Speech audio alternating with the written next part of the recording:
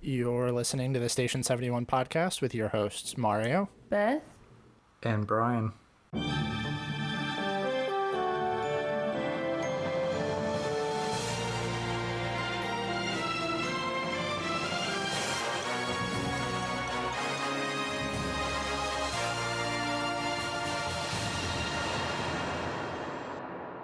So this week we're actually going to talk about Tomorrowland instead of, hopefully, losing all of the footage that we had again.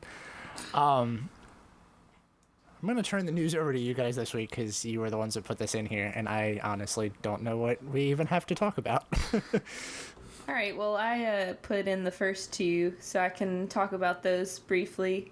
The first one was that we got a first look at Toy Story Land pins, which I didn't think was a super interesting a super interesting article in itself, but I thought it was interesting that it kind of confirmed that it is, in fact, going to be called Toy Story Land and not something more creative like, Star Wars Land being Galaxy's Edge. It's just going to be Toy Story Land. So I was a little bit disappointed. Me too. I mean, it does seem kind of weird that they didn't try to do something else, at least tag something on to the end of it. Yeah, even just calling it Andy's Room or something. Wasn't that what we thought it was going to be? Yeah. Was Andy's Room? I think that was what everyone was calling it for. Now, what about these pins? How do you guys feel about them? I mean, they're pretty cute. They're nothing special, I think, as far as Disney pins go, because there are some really amazing Disney pins out there. So maybe seeing these in person, they would catch my eye a little more. But yeah, as a pin collector, I definitely want them, but at the same time, they're not like on the surface unless you know that they're special for it. They're not as eye-catching as a lot of the special edition pins that Disney comes out with. Yeah, the only one that I was kind of interested in was there's one that they're gonna be selling on opening day that says "I played there," which is kind of cute, but I won't be there on opening day, I'm sure. So there's no reason for me to have that. I like the alien one's kind of cute, but it's definitely one of the ones that I feel like I would buy it just because I wanted another pin. Like, they're not any ones that I'd go out of my way for. Yeah, I agree. So our next news article is that Animal Kingdom is going to be expanding their Party for the Planet this year to celebrate the park's 20th anniversary. So in good Disney fashion, they're going to be adding food kiosks. And they're also going to be offering more interactive elements such as animal encounters, photo opportunities, special entertainment, and backstage tours at Rafiki's Planet Watch, which I think would be really cool. So I would love to go to this, but not being local, it would be pretty difficult. Yeah, this sounds like one that I would really like to do, actually. And I'm usually pretty critical on the after hours and party events, but I can see this one being pretty good. Now, my understanding is that it's going to be during the regular park day. Oh, yeah, okay, you're right, actually. I read that title weird. But yeah, I'm usually pretty critical on food and wine anyway. Yeah. But this looks pretty cool.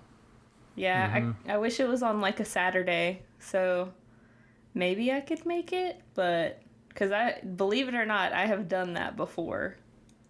What, gone for just the weekend? I went for the Festival of the Arts last year. I got off work at 1 o'clock. We drove down 8 hours, stayed the night with my best friend, went to Festival of the Arts on all day Saturday, and then packed up and left on Sunday. It was absolutely nuts. But it was worth it because I was there that first year. It's worth it to me anyway. I can't say I wouldn't do the same thing if I was like that close. Even 8 hours feels like it would be doable. Yeah, especially when you're driving through the night, it's not Right. super bad. Which, I mean, even, leaving at like 1 or 2 in the afternoon, we still got there at like 9 or 10 at night, so it wasn't like that bad. But Are you gonna try to make a point to go to this, Brian? Yeah, definitely. After I saw this, the backstage tour of Rafiki's Planet Watch seemed like the coolest thing to me. I am a huge fan of Behind the Seeds tour with Living with the Land, and I kind of feel like this would be on a very similar kind of scale with Rafiki's Planet Watch. So that's definitely something I'd like to check out. yeah, hopefully it'll bring some good press to Rafiki's Planet Watch so that we don't lose it. Mm-hmm.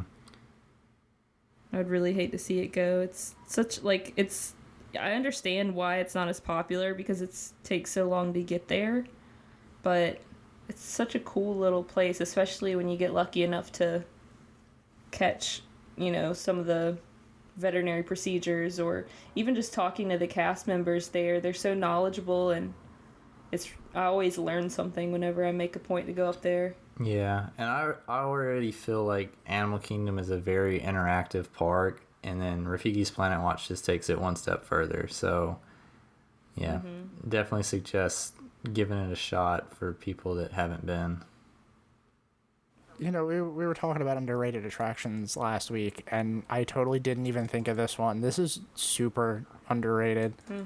Very true. And you get to pet some pigs and goats. If you don't live in the South like I do, that would maybe be something extravagant.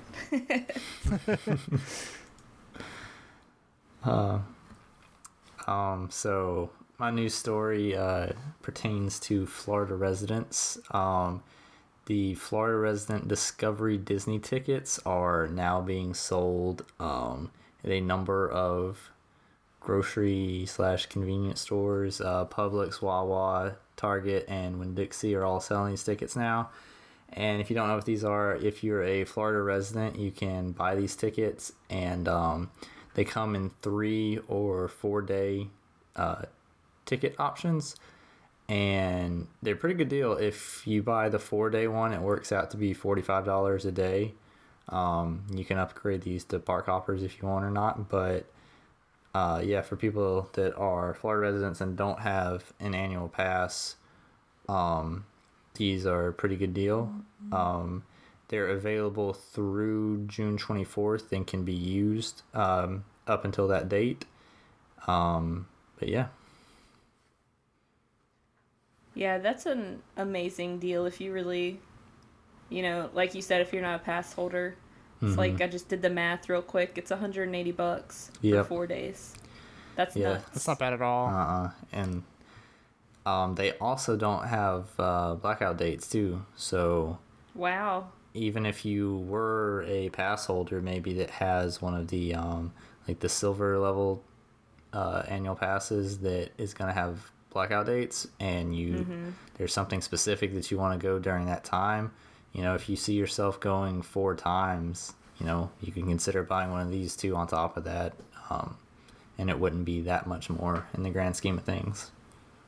Now, are they like regular tickets where you have to use all the days within 2 weeks? I don't think, from what I've seen on these, they are available since they've started selling them, which was at the beginning of January, until this June 24th date.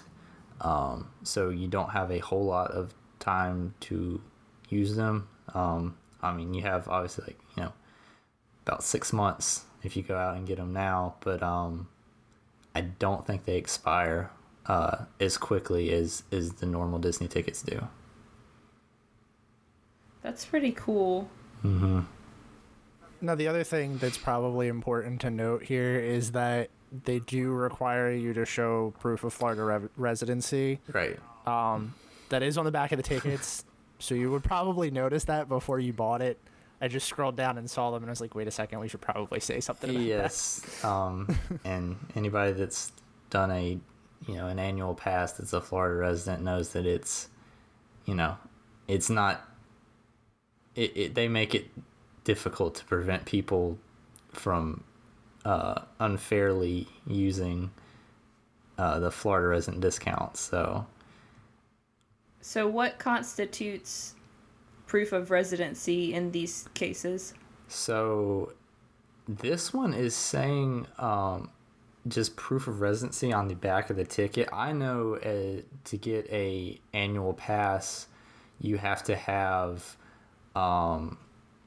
a Florida driver's license, or if not, you have to have two statements of residency, either two separate bills that have been sent to your Florida address. But I'm pretty sure if you have a Florida driver's license, that will count. The only reason I know this is because when I first moved to Florida, one of the first things that I did was go get my annual pass, and this was before I had my license changed over, and it was kind of a difficult process making sure I had everything I needed, and since I didn't have my driver's license. But yeah, I'm pretty sure if you have a driver's license, you should be good to go and just show up with that and the ticket.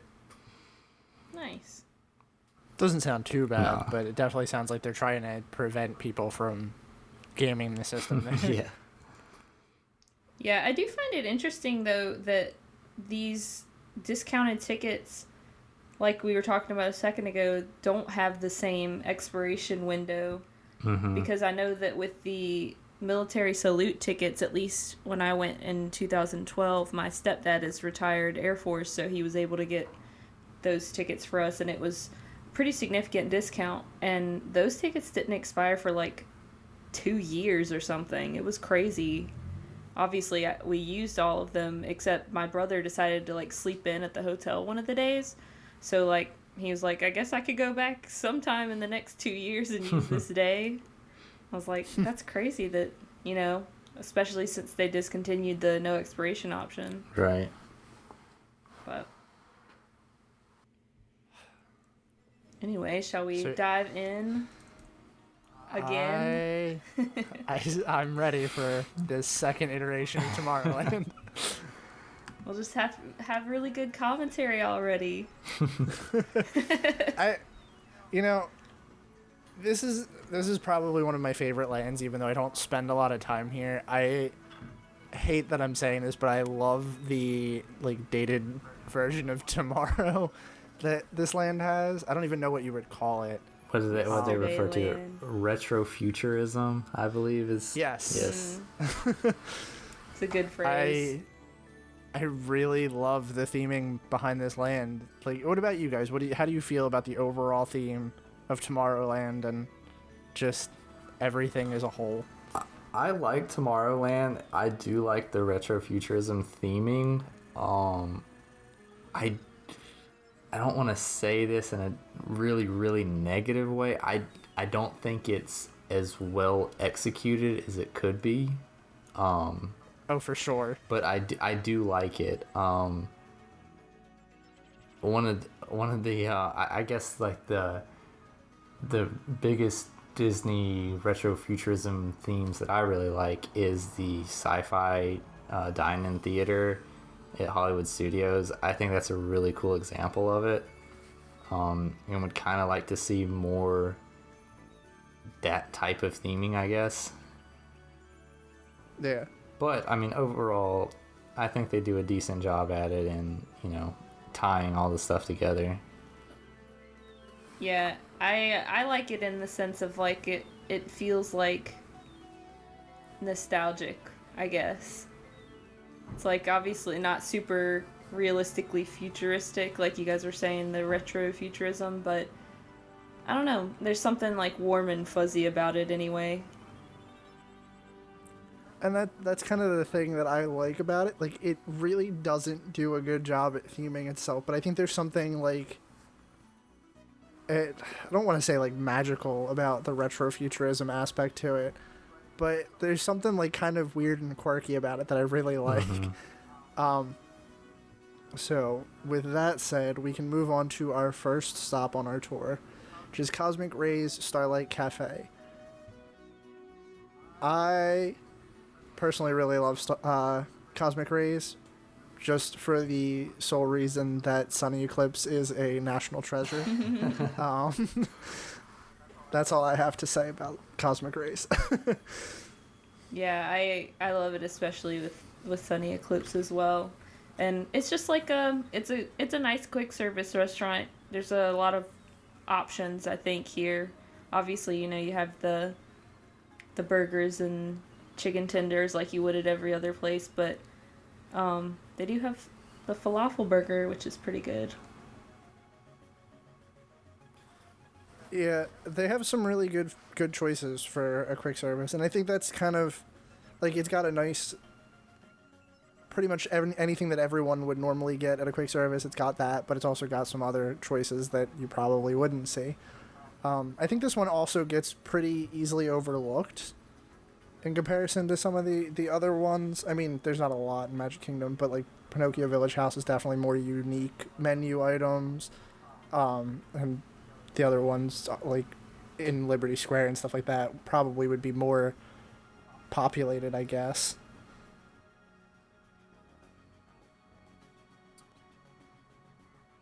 So, anything else you guys want to talk about with Cosmic Rays? I do really like that, that Disney puts in the extra effort to put in an animatronic in this restaurant, especially when, it's something that they wouldn't have to do. This is just basically an added bonus that Disney throws in there, and it's, that's a very cool Disney thing to do. Yeah, for sure. And that's kind of what I really like about it too, is that, I think Sunny Eclipse and the atmosphere in that restaurant are kind of what make it. And, like, obviously there are restaurants like Chuck E. Cheese that have the whole animatronic in a restaurant thing, but, like, Disney always does something that just makes it the extra mile. And the fact that there's a story in a restaurant is just so Disney, Mm-hmm. Plus, can you really compare Sunny Eclipse to Chuck E. Cheese, though? Because... No, but that's the closest thing you can compare it to. It's like, Sunny Eclipse is, like, endearing. Chuck E. Cheese is, like, creepy. Terrifying. Yeah. But the concept. Right. Really, not even just the animatronic. Gotcha. So after that, we have everyone's favorite ride, the Tomorrowland Speedway. I love that the show notes say, "Get rid of this nasty pollution machine." I don't know who put that, but sounds like a Kirsten thing to say. It very much does. That sounds like an all of us thing to say. True, very true. Like, I don't think that we all have, any of us have one good thing to say about this attraction besides the fact that it just eats people. Mm-hmm. It's been said on here before, but I think all of us, is that not only is the ride itself not good, the noise and smell that it adds just kills the theming of the other stuff around it too. So it's the only attraction I can think of at Disney that actually like detracts from the other stuff around it as much as this does. Yeah. Let's do a little moment of, like, I guess armchair Imagineering here. What would you guys drop in here if you could replace it? I know, obviously, we all wanted the Tron coaster to go in its place, but, like, would you replace this? Would you just give it a major upgrade? To make it, what do like, you guys think? to make it truly futuristic, I know it's been said before, but just add electric cars. Like, why are these cars still using gasoline?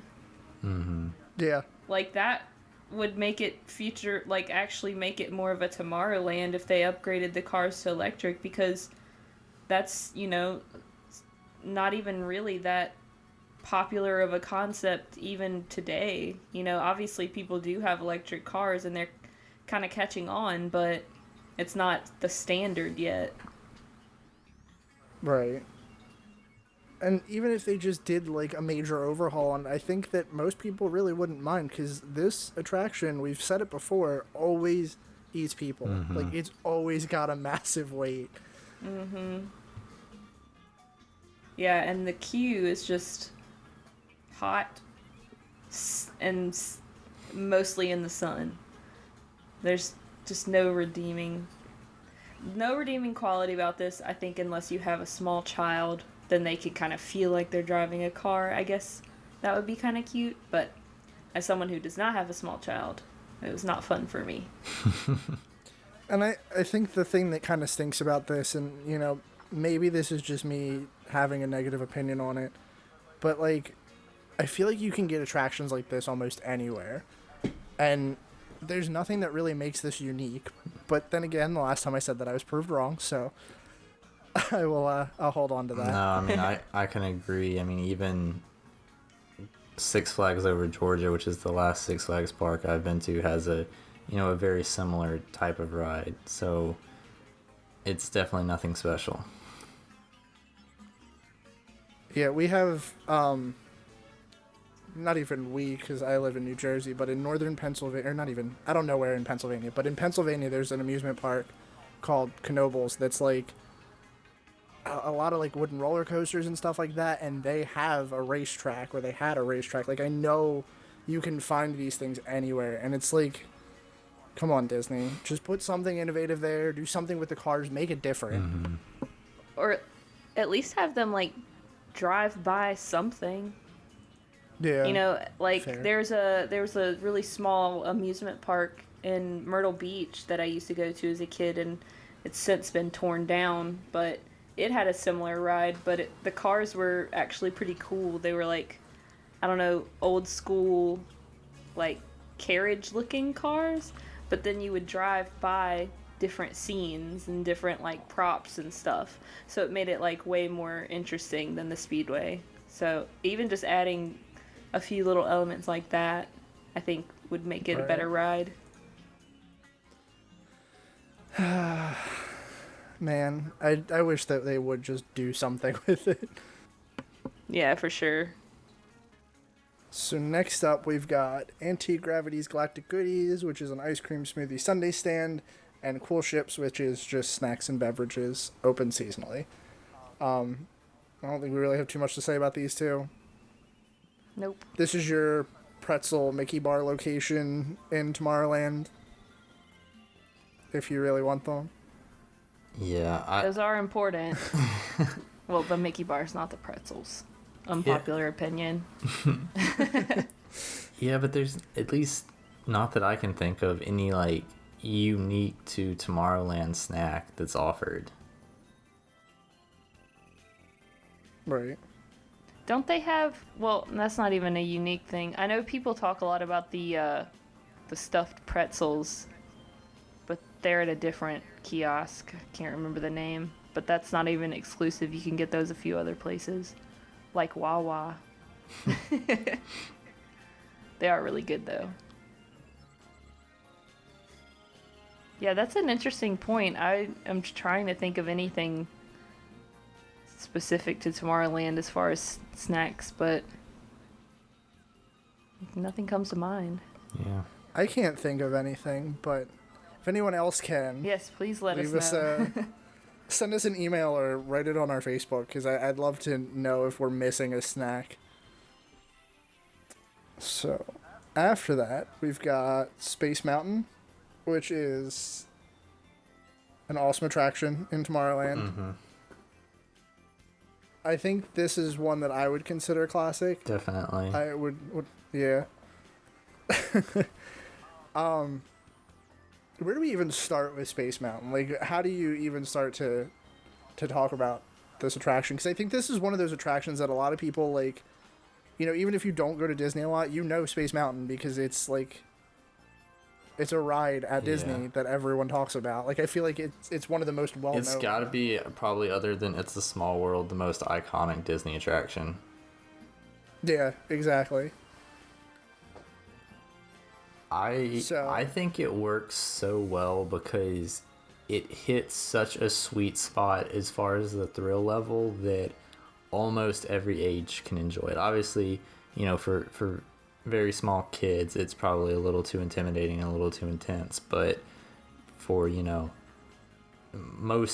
almost all ages, you know, it's a thrilling ride. And, you know, because it's able to work in a small space and basically get its thrill out of smaller drops and tighter turns and just the dark atmosphere of the ride, like, it's not physically overwhelming, but it's still thrilling to almost everyone.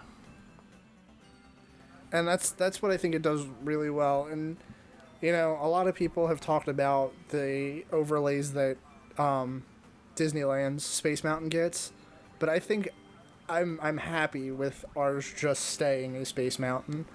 I think it works well with the theming because it is in the dark and, you know, they've got it confined in that tight space, and the way that it moves, you know, you do kind of get that feeling that it wants you to feel.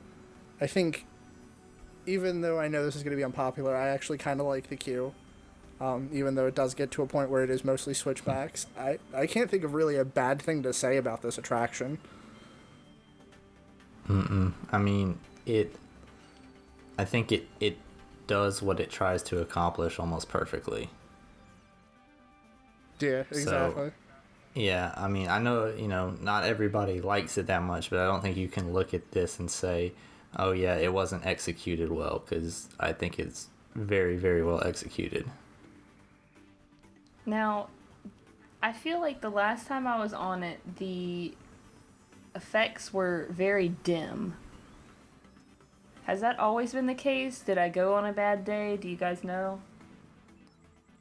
What effects exactly? Well, yeah. No, I didn't mean it like that. But... like how there's supposed to be like planets and stars and stuff. It's like I feel like you can hardly see them.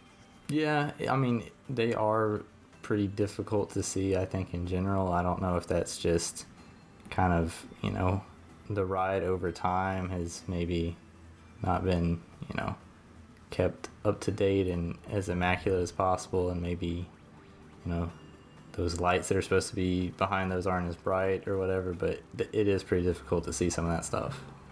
Well, and you've also got to think that you're moving by all of that dimly lit stuff at how fast? Like 27 miles an hour. Yeah, but the way that ride turns and stuff, it definitely feels like a lot more than that. All right. It definitely does. So, I mean, I've hardly ever noticed that, but I don't know. It might be that they haven't kept up well.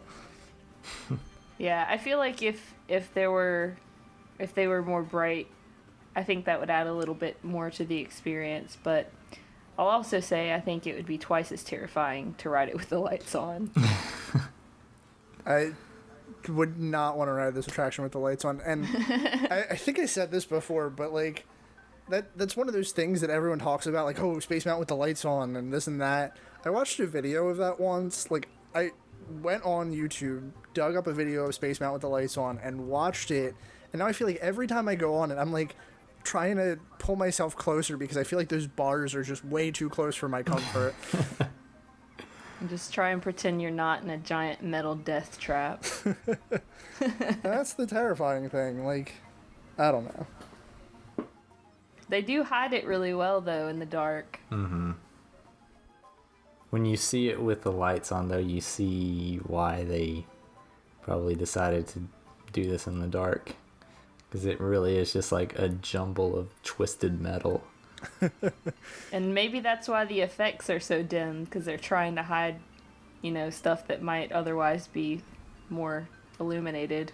Possibly. So next up, we've got Astro Orbiter, which is just another spin ride. Now, I really like the location of this one, but I think that's all that this really has going for it.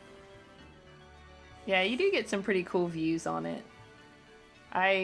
As far as like the ride itself, though, I would definitely prefer pretty much any other spin ride, just because of this, like, the way that the vehicle is. And you know how what? You're kind of just sitting crouched down, especially when you're riding it with another person. You know, it's Just funny that, smushed. like, a couple months ago when we did Adventureland and we had this discussion about spin rides, I had this whole viewpoint on, like, maybe carpets could go. Now that I'm thinking about it, I think Astro Orbiter's the one I would cut. Like, Yeah. I mean, Tomorrowland isn't lacking attractions, and it's, you know, there's two other very similar ones in the park. I think if you're going to cut one, you can't cut Dumbo. You just can't, because that's the classic one. And then there's not as much stuff in Adventureland, so yeah, I think this is the one you get rid of. And it's also so close to Dumbo that it's like, does it really need to be here? Yeah, that's a good point too. So after that, my Tomorrowland, one of my favorite attractions in Tomorrowland, is Tomorrowland Transit Authority People Mover. This is like my go-to relax attraction, which I know we've kind of talked about a couple in Magic Kingdom that are just like the good, go in, you know, enjoy a nice quiet sit down in the air conditioning, but I love the People Mover. Mm-hmm. Yeah, it's another really underrated attraction, I think. Yeah, and for this one, if anyone doesn't know what it really does, this is just like kind of an omni-mover system that goes through all of the attractions in Tomorrowland and gives you like a bunch of different viewpoints that maybe you wouldn't have seen before, while taking you over Tomorrowland and, you know, giving you that nice overhead view of everything. But one of the real big things that's in here is the model of Epcot that I'm just so in awe of every time I go by this thing. It's a great model. I love these types of things. That's why I always loved One Man's Dream and being able to look at all the different ride attraction models. And this is even on a bigger scale than that, so it's just very, very cool. Yeah, for sure. And one thing that makes it even cooler to me is just, you know, for those who don't know, this was originally going to be when Epcot was going to be what Walt wanted Epcot to be. This was going to be the main mode of transportation, that the city limits kind of area would only be for pedestrians. And this would be the way that you would get from place to place quickly. And it was, you know, very similar to what it actually is in Tomorrowland, except you would be going from, you know, like a shopping center to a restaurant, or from the restaurant back to your like parking area or whatever. And it was such a fast and efficient way to transport people around the city, because it never stopped moving, because you would just, you know, it would slow down.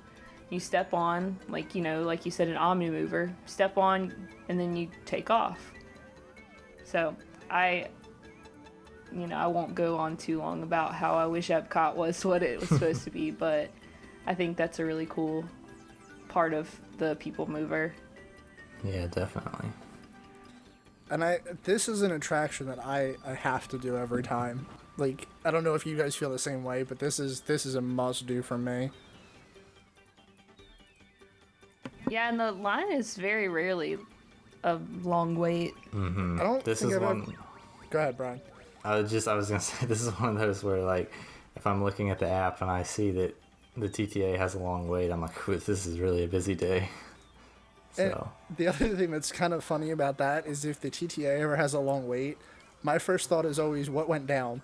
Like, yeah. does anyone else think that? Like, you see the wait time go up and you're like, okay, something in Tomorrowland's down, because that's never happens. Mm-hmm. I think it's funny how I think a lot of people don't even understand how to get there.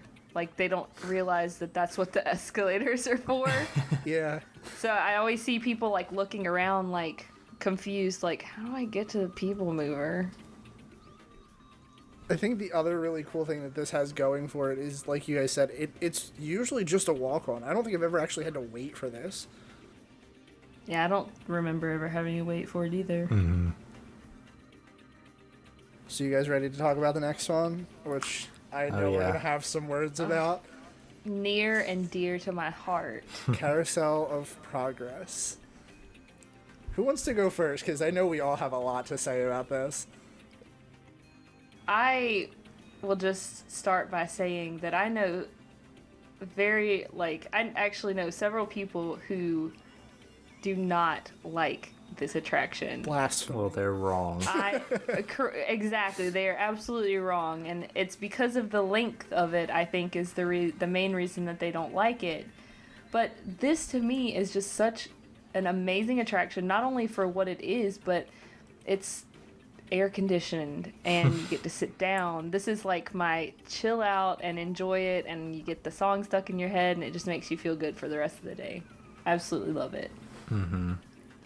You know, for not only what it is, just like what it means, you know, how revolutionary it was at the time. And when you look at it, I mean, as old as the animatronics are, they don't feel that dated. Like, I think this goes to show when, you know, when Imagineering really puts their best effort into stuff, like, it can be timeless.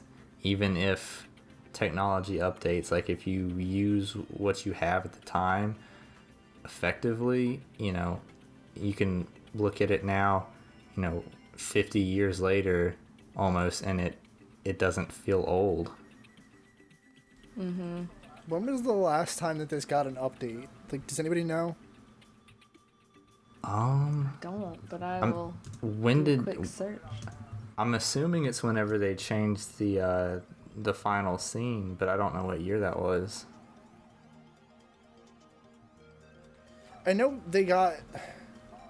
I know that there was like the painting and stuff like that on the outside of the building, but I can't remember them updating anything in the attraction. Yeah, I see here that it closed for 3 days in July of 2016, but that's obviously very minor, you know, dusting and painting. Mm-hmm. According to this one article I'm looking at, the last time that it got a massive refurbishment was 1993 when they added the song, or when they returned to the original song, There's a Great Big Beautiful Tomorrow, and added a new script. Which, that's a pretty significant overhaul. And it's also, like, almost 25 years later. Like, that's crazy that this is still as good of an attraction as it is. Yeah, I've never heard the original song, or the song that, not the original, obviously, that was this one, but the one that was before, like in between the two Great Big Beautiful Tomorrow versions. But I think they made a good choice bringing it back. Yeah, I was going to say, I don't know how you could do any better than Great Big Beautiful Tomorrow. Mm-hmm. And that's such a, like, I know I talk about Disney music a lot and everything, but that is such a iconic and classic Disney song. And just the way it's written is written in such a way that it just really sticks with you. Like, it's an earworm, for lack of a better word. You know, you have this and you have Small World that, like, you ride them once, you come off humming that song the whole rest of your day. Yeah, and I feel like it's inspirational, you know? It's timeless. So any other thoughts on Carousel of Progress? So, I love it. I'll say that. I mean, definitely one of my favorite attractions at Disney, and especially in Tomorrowland. The only thing that kind of it starts to show its age with isn't even really any of the, you know, the ride or the attraction itself. It's the fact that as this continues to span out, even if the final scene is updated with what, you know, is supposed to be the future at whatever present time it is, there's a pretty, you know, stark jump between the previous 3 scenes and the last one, just as far as timeline goes. You know, when you're starting at turn of the century and going, you know, approximately 20 years each time into the future, when you get to the last one, now there's a massive jump, and it doesn't flow as well as it should, I guess. So I don't know what the solution to that is. I definitely don't want to see Carousel of Progress go away, you know, so I don't know if it would be to maybe not have the last scene look to the future, but then that kind of goes against what, you know, it's supposed to be. It's supposed to be looking at progress through time and ending with future progress in whatever the current day is. I don't know. Yeah, as far as I'm concerned, they should just make the attraction bigger, still use 20-year intervals, and just add a new one every 20 years, and I'd be very happy with that. I am in favor of that. Could you imagine how It's long going to that be like ride 3 hours long, you know, in a couple decades from now, but you know what? Bring it on. It's going to be like That would be an attraction that you would have to plan a whole day just to ride. Like, oh, is today the Carousel Progress Day? You know, but at the same time, I feel like the majority of the people that go on it are the bigger Disney fans. So I think it could get away with being a long attraction in the way that, you know, Ellen's Energy Adventure was, or even longer, I think, because it's mainly big Disney fans that go on it. The only thing that's, like, mildly concerning about the length of this attraction is the fact that it's, like, just the way that the ride system is built. If anything ever happened, it's very hard to get off of that attraction. Yes, it is. You get on it and you are pretty much stuck in it until it's over. So, right, and then they do warn you that you can't get off, which is a good thing. But it's just like, you know, if there was an emergency, you're pretty much screwed. yeah. Fun fact, one time I saw a post on Twitter, I can't remember where I saw it, but someone was writing a paper in the Carousel Progress, like, just sitting there with their laptop out typing. Oh my gosh. I hope they were sitting at the back at least. I think they were, like, if I remember correctly, they were, like, maybe 1 or 2 rows from the back, and the person that took it was, like, behind them and, like, a row over. I mean, honestly, if I could do that, I would totally do that. Imagine just hanging out, doing your work inside the Carousel of Progress. Right. Sounds nice to me. They probably would let you stay on, too. Probably. I mean, this one's actually, speaking about, like, staying on, I know that, like, usually rides that would let you stay on would be ones that, one, are easily load and unload in the same spot, but also don't have massive wait times. This one usually demands a pretty good wait time. And I think a lot of that has to do with the length of the attraction, but I've seen the line on this thing go pretty long. I don't think I've ever had to wait too long for it, but then again, it's probably a situation of if I saw the wait being too long, I just was like, I'm not going to ride it. Yeah, I've never had to wait past, you know, a revolution of it to get on. Right. And even then, like, if you're waiting for just one revolution, that's still a pretty decent amount of time. Yeah, how long is it? 20-something minutes, I think. Yeah, I think it's 22 minutes, maybe? It's a very long attraction, but a very good one. I mean, it feels weird to call that a long attraction, because, I mean, that's like sitting down and watching one episode of a TV show, and nobody says, oh, that's long, you know? But for some reason, I guess people are in a rush when they're at Disney, and they feel like it lasts too long. Well, not even that. Like, if you think about it in comparison to most attractions, what else is really that long? I think a lot of the attractions, like... Yeah, they killed off the only 2 that were that long. Right. So, oh god, please don't make this one next. Oh no. I hope not. Alright, so after that, we've got Buzz Lightyear Space Ranger Spin. I like how everyone's dead silent on this one. No, I like it a lot. It's, you know, I love interactive attractions like this. And I do like Midway Mania. It's very good. I actually prefer Buzz Lightyear just because it's not all screen projections, that you're actually going through, you know, scenes, and you feel more like you're in the ride, which I like. I feel like it's, you know, it is an interactive attraction, and this is more interactive than Toy Story, so I give it the leg up on it. Yeah, I actually have to agree with that. I'm not a huge fan of 3D attractions, which is a lot of the reason I don't really like Universal too much.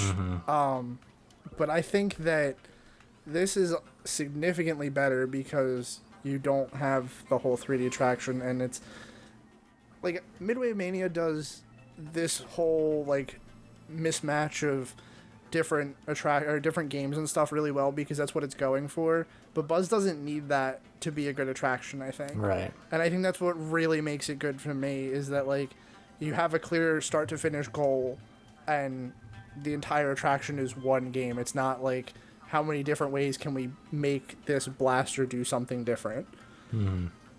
It also has significantly less of a wait time, which is a huge plus. Yes. Have either of you ever maxed out and gotten the 999,000? No. I think as a couple, me and my fiance's proudest achievement is both scoring Galactic Hero in the same run once. So Nice. Wow. yes. Super jealous. I'm not gonna give it away. There are certain places you need to shoot that gives you more points. If you go on it as much as we have, we know where those are. So, but Yeah, I know a couple of them. I've gotten pretty close, but I've never actually hit Galactic Hero. well, and it's not like I go through and do this every time. Like the last 3 times I've been on this, I did not do very good. So it's still fun to do because it's even if you know where to shoot, they're very difficult targets to hit. So it still makes it very fun and very challenging. So, is it like if you like knowing where everything is, it's still really challenging to get it? I'm not Because going to you give have it to hit directly in the center of the target. right, and I'm not going to give it away, but there's basically 4 targets throughout the ride that are much larger points than the rest of them, but they're very difficult to hit. So it's like if you don't get those, you're not going to get maxed out. I would say Pretty much. it would be almost impossible, I would think, if you don't hit some of the big scoring ones a couple times. Just because of the orders of magnitude above most of the other targets that these are worth. That's what I've heard, is that you have to hit those 4 specific ones, or else it's just impossible. I'll have to do some research and give it a shot. Pun intended. Maybe on my next trip, I'll just ride this endlessly until I get Galactic Hero. Just spend That's- all day on it. All right. Next we have the lunching pad, which I can't ever remember eating at. So if someone else wants to talk about that, go ahead. I'm pretty sure this is where those cream cheese filled pretzels are that I was talking about earlier. But I don't think that I've ever actually had one from here. So I'm pretty much, when I go to a kiosk, I'm getting a Mickey bar or a drink, and that's it. So I'm really bad at these like kiosks. I've eaten at most of the quick serve places, but as far as kiosks go, I'm pretty much exclusively going for one thing, and that's a Mickey bar. So I'm looking at the menu, and it says they have hot dog, barbecue pork sandwich, Mickey pretzel, of course, and the pepper jack warm stuffed pretzel. And from what I've heard, there used to be a cream cheese stuffed pretzel that everyone is like made a big stink over when it went away, because apparently they taste better at Disney World like everything else does. I don't know. I think that the thing with like the classic Disney snacks is like that's a thing that people do just because it's like, oh, Mickey bar, it's a Disney thing, but like I'm not a snack person when it comes to Disney. Mickey bars are delicious, first of all. Everything Alright. tastes Not better just when it's Mickey shaped. Well, I wouldn't go that far because of the pretzels, but everything else, sure. Yeah, but if that exact pretzel was just like pretzel shaped, it would taste even worse. That's probably true. If I just like got it at a mall or something, Right. it would definitely taste worse. But I'm a big snacker because I like to utilize my time like experiencing things rather than sitting down at a restaurant, which obviously, sitting down in a restaurant is an experience in itself, but I'm typically just snacking and drinking my way through Walt Disney World. But I definitely need to try some of the more like obscure Disney snacks. Like I know Mario, you love school bread, and I've never had it. So good. And that's one, like, the thing with me and Disney snacks is I know I just said that I'm not a huge snack person, but like there's so many different unique snacks that I think it's just so easy to miss so many of them. And school bread is not one that I, like, just reading the description would think I would like, but it's just so good. I think I go out of my way to, like, try things I purposely wouldn't normally try when I'm in Disney. Yeah, and I am the Epcot Festival's, like, dream person, because if there's a booth and it has something that sounds good, I want it. And I will go to the booth. And honestly, I went to, I think it was Flower and Garden last year. I went during 2 different trips, and I had something at a booth. It was called a crabless cake. So it was like a vegetarian version of a crab cake. And it was so good that when I went back the second time, I was like, man, there's so many other things I want to try, but I'm also going to eat that crab cake again. So after the lunching pad, we have Merchant of Venus, which is Star Wars toys, including build your own lightsaber, also apparel and merchandise. I feel like I remember there being a pin board here, but I could be totally wrong. There's typically pin boards in most places. I actually do not know where we are. No, I don't know. I can't remember if there is one here or not. There probably is, but... Probably. I like this store, mostly just because it's, like, pretty easily accessible. And if I remember correctly, they have the phone charging station here. Is that the right store, or am I in the wrong spot? Are you talking about the fuel power rod? bank? Yeah. That is the whatever the name of the gift shop when you get off of Space Mountain. I know it has it. I don't know if Merchant of Venus has one also, but No, I am thinking about the one off of Space Mountain, because that's not on this list. But there's the fuel rods, and there's like a big tower that you can plug your phones into. But that is the one off of, yeah. So, what do you mean, like, you literally have to stand there and hold your phone until it's charged kind of tower? It's like a, I don't know if you guys have this near you, but I know some malls near me have them, where it's like a big tower, and it's like a phone locker. So you rent out the space, and you plug your phone in, and it locks, and you have to come back and put in like a PIN code or something. I've never actually done the one in Disney, so I don't know how they work. So they have one currently at Merchant of Venus? I think this is the one outside of Space Mountain, but I know that they used to have it. I don't know if it's still there. I definitely remember there being one at Cosmic Rays because I used it in the past, and I thought it was the most awesome thing ever. Like, because this was one of the times that I was in the parks by myself. My phone was dying, and, you know, when you're by yourself in the park, what do you do when you're standing in line other than look at your phone? So I was like, well, I'm going to plug my phone in and get some food and hang out here for a little bit and maybe walk around the area and come back. And it was just so nice having that, because this was, I think, before power banks were really a big thing that you would carry around with you. And I'm disappointed that they took those out, but I would be excited to know if they kept them in other places. I'll have to look into it. I could be wrong, but I remember seeing one in one of the shops in Tomorrowland. It's cool that you have them around you, like in malls and stuff. I've never seen them outside of Disney. After that, we've got The Best Ride Ever. No, just kidding. Stitch's Great Escape. Does that even count anymore? Since it's closed? I would say it's worth talking about. Is it really?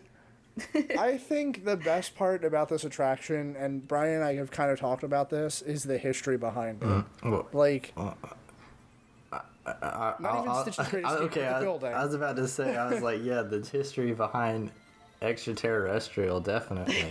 But once it became Stitch's Great Escape, like, it's over for me.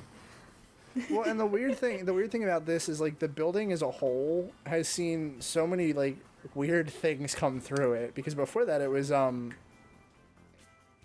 Mission to Mars or something. There was something there originally before extraterrestrial. I think you're right. I think it was Mission to Mars.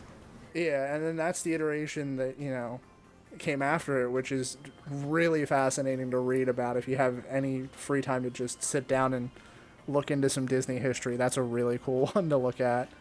And then we have this thing. It may be the worst that Disney has ever done at like taking a ride and rebranding it as something else and like putting in as little effort, I feel like, to changing it.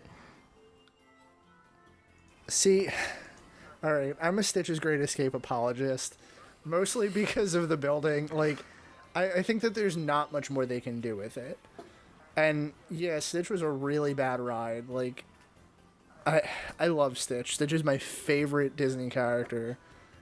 But like, this was just, there's so many poor decisions behind Stitch in the park. Mm-hmm. See, that's one of the reasons that this ride upset me so much, is because Stitch is one of my favorite Disney characters as well. And I feel like I would have a lot less hate for this attraction if it was not Stitch. If it was some character that I didn't care about, Yeah. But it's just like, if you're going to take this character that's like, beloved, then make a good attraction. Like, make it something that people actually want to ride and talk about in a positive light. Especially because when this ride opened, this was when they decorated the castle, right? With like the toilet paper and like graffiti and stuff, which I know a lot of people have strong feelings about when they do stuff like that on the castle, but I thought that was really cute. But not for this attraction, if it was for something else. I think that was the perfect way to introduce Stitch to the park. And like, I know a lot of people hate that, like, oh, the castle was tainted, or like, if you're that once in a lifetime family that's coming to the park. Like, I get all of those, but like, Stitch is such a chaotic character that it's so fun to introduce him in a way that's just so like, that's perfect for him. Right. But then you get the ride and they just dropped the ball. Mm-hmm. And like I said, there's not much they can do there. It's a weird place for an attraction. It's very limited. And like, I don't know. Even if they had just left it as a meet and greet for Stitch, like, just,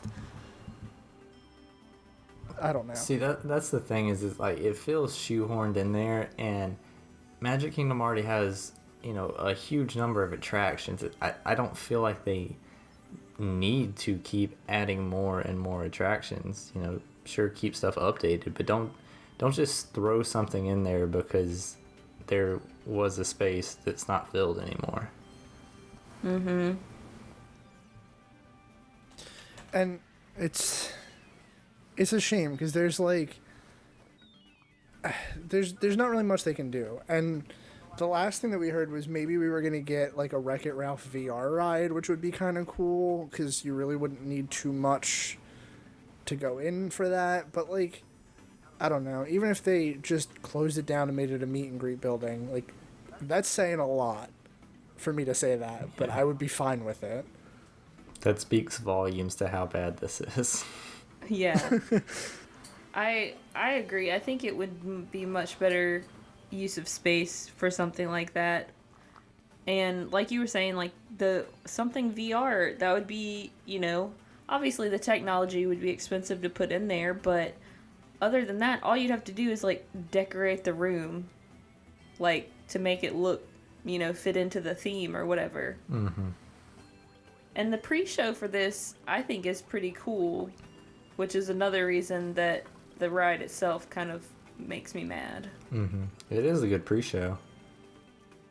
I'm actually kind of surprised that Brian wasn't going to bring up the fun fact about the pre-show with the animatronics. The fact that it's almost the exact same as the pre-show for extraterrestrial. Yep. I was actually waiting for you to say that. Yeah. I mean, it's cool. Like, I don't have anything against them reusing it because it's still works for the most part. I mean, yes, they changed the the main narrator robot's costume, but other than that, it's very, very similar. But I mean, that it is a cool fact. I mean, it's a cool throwback that they are, somewhat referencing the old ride in a way, because there's not really much they could do. As similar as these rides are, it's very hard to draw any kind of tangent between this and Alien Encounter because of how terrifying it was. Well, and I think the only real comparison besides those animatronics is the ride system, and that's pretty much where it ends. And the other thing that that makes me really dislike this is that, like, the Stitch animatronic in the ride is actually very, very good in my opinion.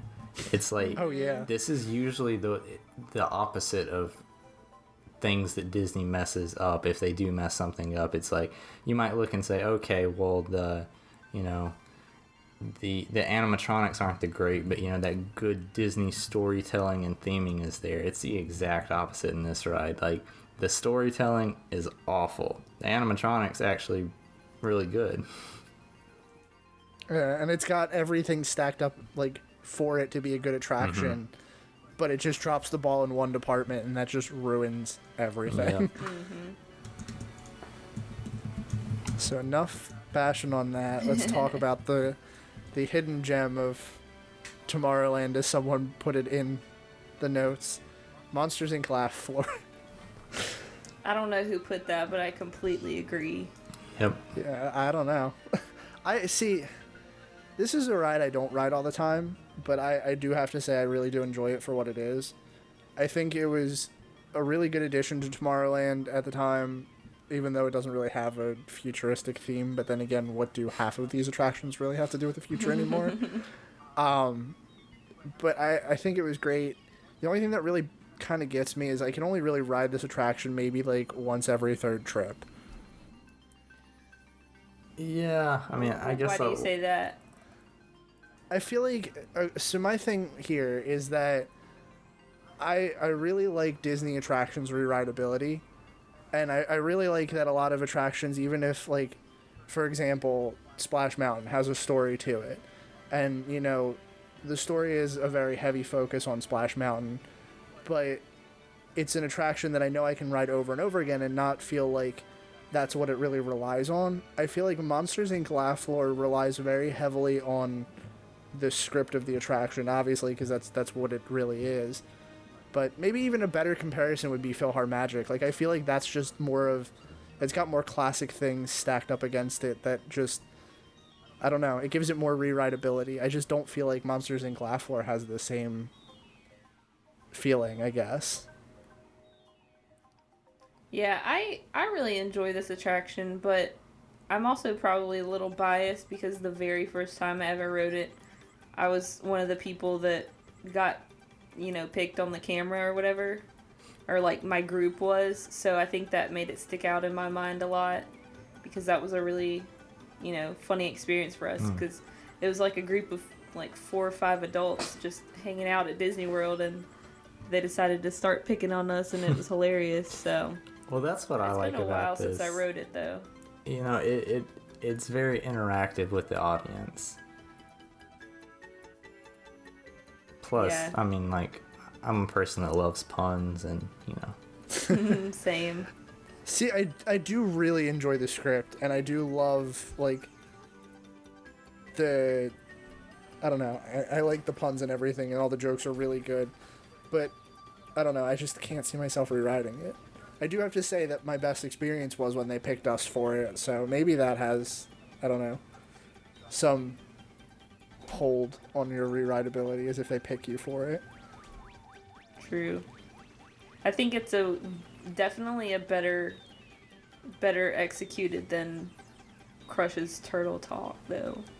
Ooh.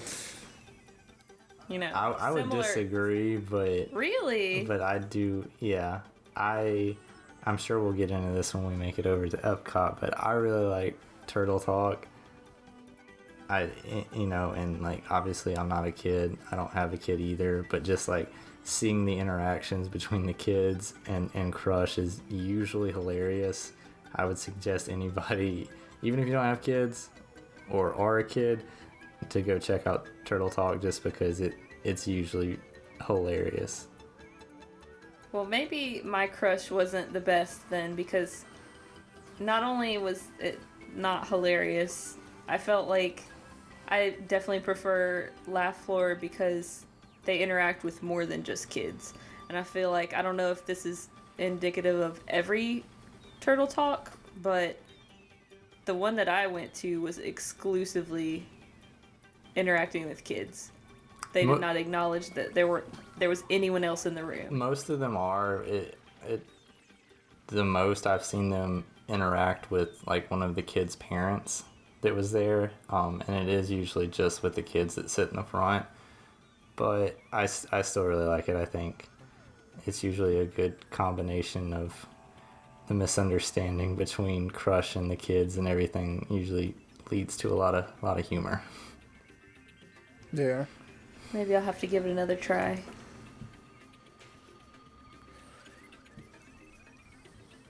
Shall we end this on a high note? I was just about to bring up the next point. Tomorrowland Terrace. I do not ever remember seeing this open, so I'm gonna back out of this one. Yeah, Same it's here. weird. Whenever I go, it's like, oh wow, it's open. I'm still not gonna eat here, but that's interesting. And then we walk past it, so. I feel like if I were to see it open, I might just try it just to say like, yeah, I did it. But I've looked at their menu items and nothing grabs me. Yeah, I mean, it's pretty standard fare. Yeah. And which begs the question, why is it open seasonally? Well, and the other weird thing about it is like, this area takes up a lot of space. Mm-hmm. The only thing that, like, I guess I get is that they use it for dessert parties. But still, like, wow. So much space that they're not using. Well, and this is what I don't get about them using it for the dessert parties to view the fireworks. Like, because it's covered, only the tables along the very edge of the overlook would be able to look out and see the fireworks. It doesn't seem like a very good place to do it. Right, and the interesting thing about the dessert parties is that, you know, there's two different ones. There's, you know, obviously both of them include the dessert buffet and the, you know, unlimited beverages of, you know, cider and hot chocolate and lemonade, whatever. But there's one where you stay on the Tomorrowland Terrace to watch, and then there's one where they have that, you know, roped off viewing area in the hub. The one where you watch from the hub is $20 cheaper. Huh. So I don't really understand why. First of all, why is there a price difference at all? And second of all, why would the one where you'd be most likely to get a better view would be less? Yeah, that's a very interesting point. So, have you guys ever done a dessert party? Obviously, it doesn't have to be for Happily Ever After, just in general. I haven't either. I want to just to say that I did, but every time I look at it, I just can't justify the prices for what you get. Oh, like, you could eat at one of the much higher end restaurants at Disney for the price of one of these. Yeah, exactly. You could eat at well, not even like a signature, but you could eat almost anywhere for that price. And like all you get here is dessert and a good fireworks view. Good is very subjective. Right, and I feel like there would be a lot more value in it. And obviously this is coming from somebody who generally imbibes, but I think if you included some sort of alcohol, that would make the price much more worth it. Because the Frozen Ever After dessert party was the same price as the Tomorrowland Terrace version, and it did include beer, wine, and cocktails. Yeah. And I think it would be a lot easier to drink the price than it would to eat it. I also feel like the problem with that is we're still kind of in an era of everyone's trying to preserve Magic Kingdom as the non-alcohol park. So I don't think we'll see that for a while, even though, it's slowly kind of getting in there. Mm-hmm. I think that would probably be a good addition for that. But I don't know. Here's my thing about that is that I feel like Epcot has kind of been branded as the alcohol park. It really is. Obviously, you can get alcohol at Animal Kingdom and Hollywood Studios as well. But if you want to drink and you want to go to Disney Park, chances are you're going to Epcot. Do you guys ever see, I've heard horror stories, and this has never happened to me when I've gone to Epcot, but I've heard horror stories about drunk people. And I actually have a friend who's a cast member who's told me a few where she was on duty and literally had to, drag people out of a corner where they were passed out kind of situation.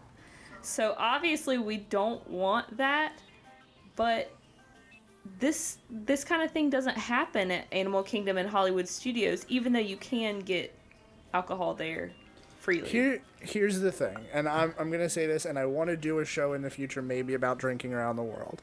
I think that would be a cool topic to talk about for our adult listeners, but all that aside, it's very easy because it's a lot of signature cocktails in a lot of a small space.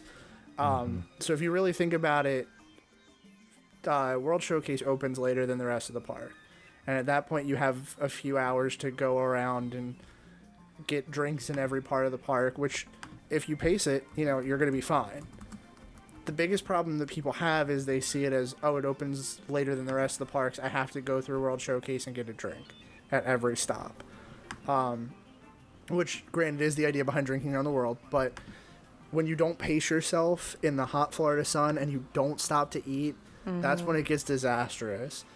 I think I mentioned this, but for my 21st birthday, that was what we did, was we went to Epcot and we drank around the world. Well, in prepping for that, I was trying to look up the different drinks that I could have, see which ones I wanted to try, and I stumbled across the YouTube video of a kid that was drinking around the world. And he made it from, I think he started in Mexico and went to Italy. And literally, by the time he got through there, he was less than an hour in, hadn't eaten anything all day, and was in Via Napoli, about ready to pass out. So it does happen. It's just, you gotta be smart about it. Well, the other thing is, I think the issue is, if you go to Animal Kingdom and you say, I'm about to have 11 drinks in Animal Kingdom, and you get 7 drinks You're gonna die. Well, if you get in and you have 7 drinks in Animal Kingdom and you say, okay, I've had too much to drink, I need to slow down. If you're almost all the way, if you've made it that far around Epcot, you're 7 drinks in, I think most people are going to say, no, I'm going to power through it, I'm going to do this so I can say I drank around the world, and they're going to have those last 4.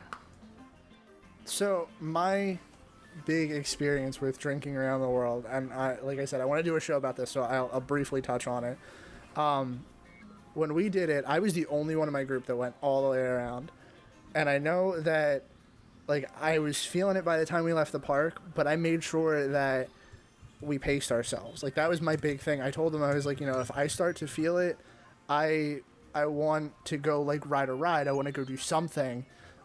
Let's just move me out of danger, I guess, for lack of a better word, because I didn't want to embarrass myself in Disney.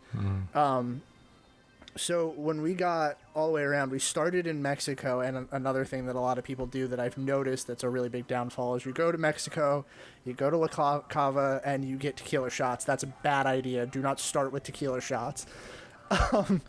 Why would you ever do tequila shots, even not in Mexico? I love tequila, but... No! But...